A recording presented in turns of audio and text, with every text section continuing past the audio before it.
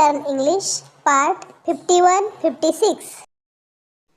आता आपण पुढील वाक्यरचना बोलण्यात कशी वापरतात ते पाहूया व त्याचा अर्थ समजून घेऊया.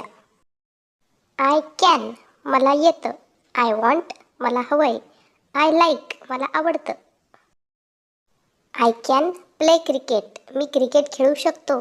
I like to play cricket मला क्रिकेट खेळायला आवडते.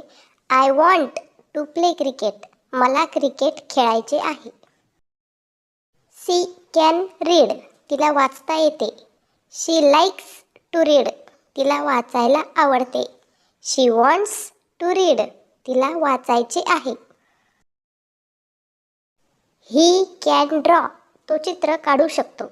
ही लाईक्स टू ड्रॉ त्याला चित्र काढायला आवडते. ही वॉन्ट्स टू ड्रॉ त्याला चित्र काढायचे आहे. आय कॅन डान्स मला नाचता येते. आय लाईक टू डान्स मला नाचायला आवडते. आय वॉन्ट टू डान्स मला नाचायचे आहे. शी कॅन सिंग तिला गाता येते. शी लाईक्स टू सिंग तिला गायला आवडते. शी वॉन्ट्स टू सिंग तिला गायचे आहे. आता याप्रमाणे आणखी वाक्ये समजून घेऊ. शी लाईक्स टू स्विम तिला पोहायला आवडते. I like to drink tea मला चहा प्यायला आवडते. She can climb a tree तिला झाडावर चढता येते. ही वॉन्ट्स टू ईट लाडू त्याला लाडू खायचा आहे. ही वॉन्ट्स टू स्विम त्याला पोहायचे आहे.